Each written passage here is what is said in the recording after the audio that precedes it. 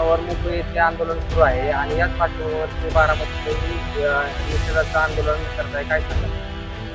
तसं पाहायला गेलं तर मी बारामतीवरून क्रांतीशौर्य सेना अध्यक्ष कल्याणी वाघमोडे माझं मत व्यक्त करत आहे की आमचे एक बांधव प्राणांती उपोषणात नुसार त्या ठिकाणी आझाद मैदान या ठिकाणी सरकारला प्रश्न विचारण्यासाठी उपोषणास बसले आहेत.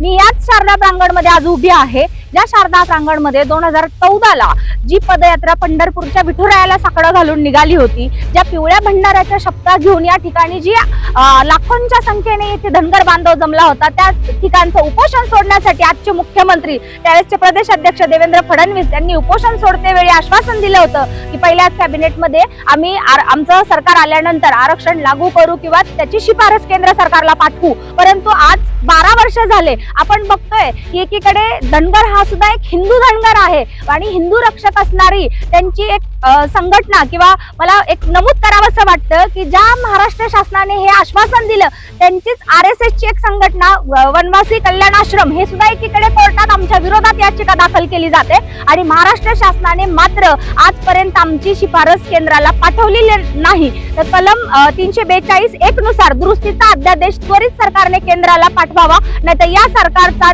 जाहीर असा निषेध आम्ही या ठिकाणी नमूद करू इच्छितो. एकोट जय मल्हार. पुण्यश्लोक अहिल्यादेवी होळकरांचा विजय असो. फसव्या सरकारचा जाहीर निषेध. ST प्रमाणपत्र मिळालेच पाहिजे. ST प्रमाणपत्र मिळालेच पाहिजे.